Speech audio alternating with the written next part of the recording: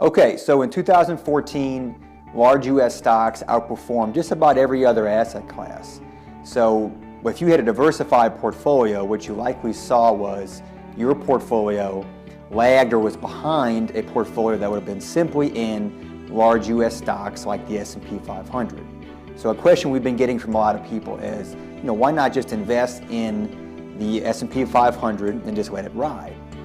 You could do that, but the S&P 500 and large U.S. stocks aren't always the best performing asset class in every single year. So we still feel like asset diversification is a good way to mitigate risk and a good way to participate in the returns of different asset classes. So if you see here by this slide, I know there's a lot going on, but basically it's a slide of the returns of a number of different asset classes over the last 10 years. So where you see these orange boxes, that's the return of U.S. stocks in each individual year. So from highest to lowest, and you can see that only in 1 year of the last 10 years were U.S. stocks the highest performing asset class. So, by looking at this chart, you can tell, hey, by having all of your assets in just U.S. stocks, you're going to be kind of all over the map. Where if you have a diversified portfolio, you can kind of spread out your risk a little bit and not have so much volatility year to year with your portfolio. So, what exactly is asset diversification?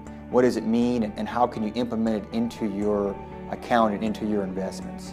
Well, the first one being diversify by asset type. This would be stocks, bonds, real estate, commodities, cash, different types of assets. The next one being by asset class. U.S. versus international stocks, large, small, mid-cap stocks, short, intermediate term, and long-term bonds, and then investment grade versus high-yield bonds, some examples of asset classes. And then diversifying by sector.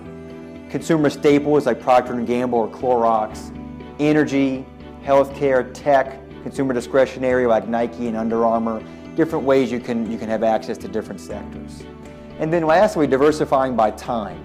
Not just putting all of your assets in at one time and having that one date and moving forward.